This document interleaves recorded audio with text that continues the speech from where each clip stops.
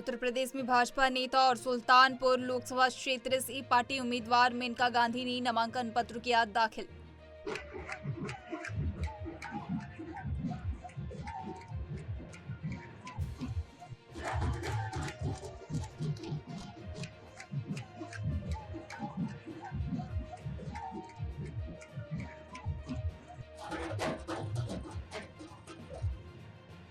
भाजपा के राष्ट्रीय महासचिव तरुण चुघ ने कहा, कांग्रेस और उसके गठबंधन के प्रतिनिधि भगवान राम, सनातन हिंदू इसका लगातार अपमान कर रहे हैं और वोट बैंक की राजनीति के लिए भारत की संस्कृति का अपमान किया है।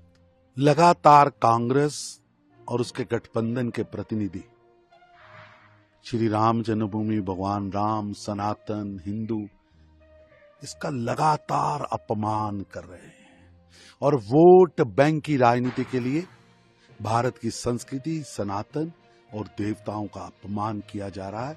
ये दुर्भाग्यपूर्ण है। कांग्रेस अपनी तुष्टीकरण की नीतियों से बाज नहीं आ रही। देश की जनता इसका करारा जवाब देगी। कांग्रेस की राष्ट्रीय महासचिव प्रियंका गांधी वाड्रा ने कहा, असम में माफियाओं का राज चल रहा है। असम में माफियाओं का राज चल रहा है। भू माफिया, सुपारी माफिया, बालू माफिया, कोयले का माफिया, हर तरफ देखे तो वसूली और माफिया चल रही है। यहाँ पे सरकार जितने स्कैम करती है, चाहे वो किसान का संपदा स्कैम हो या पीपीई किट पे स्कैम हो या फ्लाईओवर का स्कैम हो, चाहे गाय की तस्करी जो खुलेआम हो रही है और कोई रोक नहीं रहा है, ये सारी चीजें चल रही हैं आपके प्रदेश में, लेकिन विकास का काम नहीं हो रहा है, आपका काम नहीं हो रहा है। यहाँ के सीएम के खिलाफ बड़े बड़े आरोप थे जब वो कांग्रेस पार्टी में थे, तब उनके खिलाफ एक बड़ा आरोप था। जैसे ही वो बीजेपी में शामिल हुए, वो सारे आरोप गायब हो गए। बीजेपी ने एक वॉशिंग मशीन बनाई है जिसके अंदर जिसको डालो पहले वो भ्रष्ट कहते हैं, जो भ्रष्ट होता है दूसरी पार्टियों से लाके अपनी वॉशिंग मशीन में डाल के साफ कर देते हैं। तो ये सबसे पहले इन्होंने आपके ही सीएम के साथ किया और ये मिसाल बन गया पूरे देश के लिए कि एक तरफ ये कहते हैं कि भ्रष्टाचार हो रहा है और दूसरी तरफ जो भ्रष्ट है उसको अपनी पार्टी में ले लेते हैं और सारे आरोप सारे के सब थम जाते हैं। पटना साहिब लोकसभा सीट से भाजपा उम्मीदवार रविशंकर प्रसाद ने कहा, पीएम मोदी ने स्पष्ट किया कि संविधान से कोई छेड़छाड़ नहीं होगा।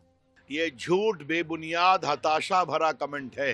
कल भी कमेंट किया, प्रधानमंत्री ने स्पष्ट कहा है, छुआ, संविधान स्थायी है, संविधान से कोई छेड़छाड़ नहीं होगी। मोदी जी की सरकार ने ओबीसी के कमीशन को संवैधानिक दायित्व दिया है, इकोनॉमिकली वीकर सेक्शन को भी और मजबूत किया है। तो ये लोग इमरजेंसी लगाने वाले, एडिटर्स को जेल भेजने वाले, जेपी लालू जी को, नीतीश जी को जेल भेजने वाले क्या फालतू बात करते हैं। कांग्रेस नेता सलमान खुर्शीद की भतीजी मारिया आलम खान के बयान पर उनके खिलाफ मामला दर्ज होने पर भाजपा नेता रोहन गुप्ता ने कहा, ये बयान कल दिया गया था और अभी तक कांग्रेस पार्टी की तरफ से कोई बयान नहीं आया है। देखिए, कल ये बयान दिया गया था और मैंने कल भी ये चीज कही थी कि आज तक मुझे बताइए कांग्रेस पार्टी का कोई बयान आया है तो क्या समझा जाए, क्या ये कांग्रेस पार्टी का भी विचार है? तो जब जैसे सनातन के अपमान पे कांग्रेस पार्टी चुप थी, आज यही हो रहा है। इस प्रकार के जो बयान है उस पे भी कांग्रेस पार्टी चुप है और यही चीज दिखाती है कि जब आपकी मूक सम्मति होती है तब आप चुप रहते हैं। तो कांग्रेस पार्टी को जवाब देना पड़ेगा और इसीलिए हर रोज देखिए ऐसी घटनाएं हो रही है कि जो कांग्रेस पार्टी का असली चेहरा देश की जनता के सामने उजागर हो रहा है। नहीं तो दावे के साथ बोलता हूं, अगर थोड़ी भी संवेदनशीलता होती, इस प्रकार के बयान आते तो उसको एटलीस्ट कांग्रेस पार्टी नकारती कि हमको इसका कोई लेना देना नहीं और हम इससे हमारी सहमति नहीं। कुछ नहीं हुआ, ना सनातन के अपमान पे हुआ, ना इस प्रकार के बयान पे। तो ये कहीं ना कहीं इंटरनली जो है, वापस मैं उस चीज पे आऊंगा, जो लेफ्टिस्ट मानसिकता है या देश की जो राष्ट्रवाद के दो मुद्दे थे, एक राष्ट्रवाद का और सेंट्रल, ये दोनों मुद्दों से कांग्रेस पार्टी भटक चुकी है। कहीं ना कहीं मूल्य विचारधारा है उससे भटकने के कारण उसका खामियाजा आज कांग्रेस पार्टी भुगत।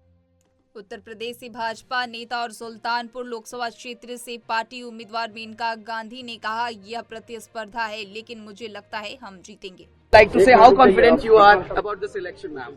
Well, it's always a competition and I think we will win. But let's see. Ma'am इस बार कितनी बड़ी चुनौती है, क्योंकि पिछली बार 15,000 के आसपास आपकी जीत का आंकड़ा था। 14,000। इस दफा चुनौती कम है। मैम अमेठी और रायबरेली की सीट पर लगातार सस्पेंस बना हुआ है, कांग्रेस ने अपना पत्ता नहीं खोला है। क्या लगता है अमेठी पर गांधी परिवार का कोई व्यक्ति चुनाव लड़ना चाहिए? 2 ही दिन रह गए नॉमिनेशन के, कब पत्ता खोलेंगे मुझे नहीं मालूम। Thank you so much. Delhi में आईएमडी वैज्ञानिक सोमा सेना ने कहा, नॉर्थ ईस्ट इंडिया में भारी से अति भारी बारिश होने की उम्मीद है। अगर हम वेदर का बात करते हैं इंडिया में, जैसा आपका नॉर्थ ईस्ट इंडिया में अभी हम भारी से अति भारी वर्षा का उम्मीद कर रहे हैं और सीवियर थंडरस्टॉर्म एक्टिविटी का भी उम्मीद कर रहे हैं। वहां पर वहीं दूसरी तरफ आपका ईस्ट इंडिया और पेनिनसुलर इंडिया में हीट वेव का स्थिति जारी है। तो अगर जैसे मैंने बताया, नॉर्थ ईस्ट इंडिया में आज 50-60 किलोमीटर प्रति घंटे का विंड्स का उम्मीद है, सीवियर थंडरस्टॉर्म्स की उम्मीद है और heavy to very heavy rainfall का भी उम्मीद है, especially Arunachal Pradesh, east Assam, east and south Assam और मिजोरम, त्रिपुरा, ये सभी इलाके में।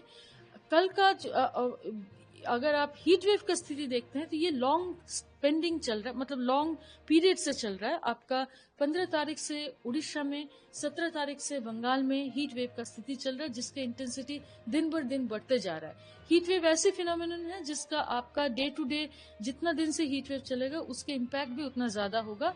इसी कारण से हमने रेड अलर्ट बंगाल के लिए दिए हैं 3 दिन के लिए, उड़ीसा के लिए 2 दिन के लिए और बाकी पूरा ईस्ट इंडिया में हमने ऑरेंज अलर्ट अगले 5 दिन के लिए दिए हैं। छत्तीसगढ़ के कोरबा में एक सार्वजनिक बैठक को संबोधित करते हुए केंद्रीय गृह मंत्री अमित शाह ने कहा, भूपेश बघेल सरकार में नक्सलवाद को बढ़ावा दिया था।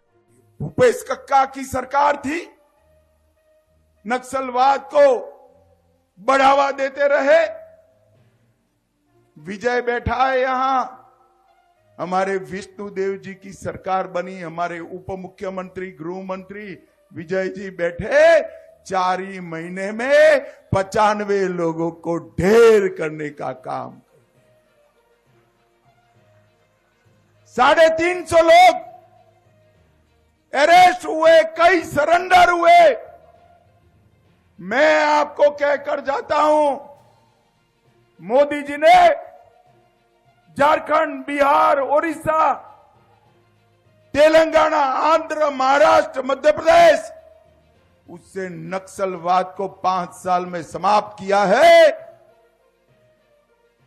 छत्तीसगढ़ छूट गया था क्योंकि यहां भूपेश कक्का की सरकार थी।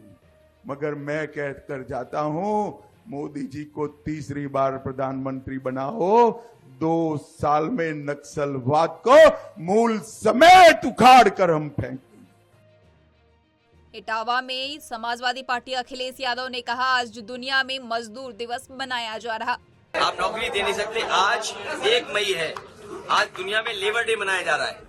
उन्हें सोचना चाहिए कि जिन नौजवानों को उन्होंने बेरोजगार रखा है, और जो लेबर ऑर्गेनाइजेशन की रिपोर्ट है वो ये कहती है कि भारत में 83% लोग बेरोजगार हैं। अगर भारत में 83% बेरोजगार हैं और किसान दुखी है, नौजवान के हाथ में नौकरी नहीं है, पेपर लीक किया है, तो इस बार भारतीय जनता पार्टी आईसीयू में जाएगी और मई शुरू हो गई। भारतीय जनता पार्टी की विदाई होना तय है, जाना तय है। श्रीनगर में चुनाव आयोग द्वारा अनंतनाग राजौरी निर्वाचन क्षेत्र में मतदान की तारीख 7 मई से बदलकर 25 मई 2024 करने पर नेशनल कॉन्फ्रेंस नेता उमर अब्दुल्लाह ने कहा, चुनाव आयोग का यह फैसला गलत है। इलेक्शन कमीशन का ये फैसला ये सरासर गलत है।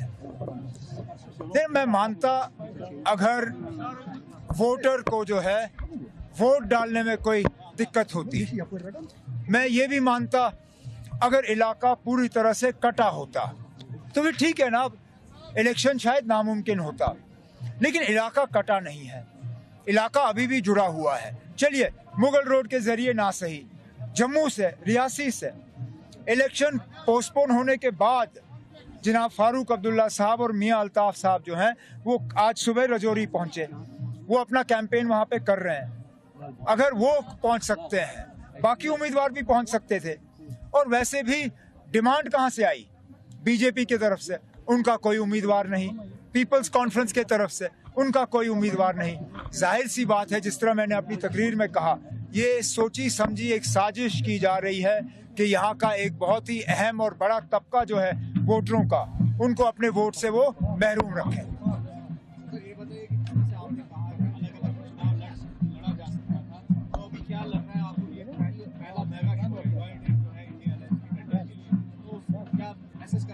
नहीं, बड़ा अच्छा है, माहौल बहुत ही ज्यादा अच्छा है। और ये पहला जॉइंट शो नहीं है, इससे पहले नहीं मेगा शोज तो इससे पहले भी हमने किए। आप सिर्फ इस सीट की बात कर रहे हो। हमने 4 दिन लगातार मेगा शो किए चिनाब वैली में।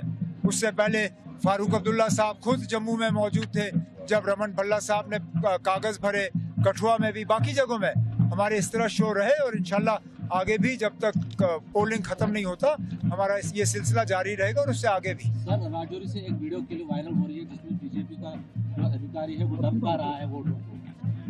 बीजेपी की आदत है धमकाना, वो अपने आदतों से बाज नहीं आ सकते।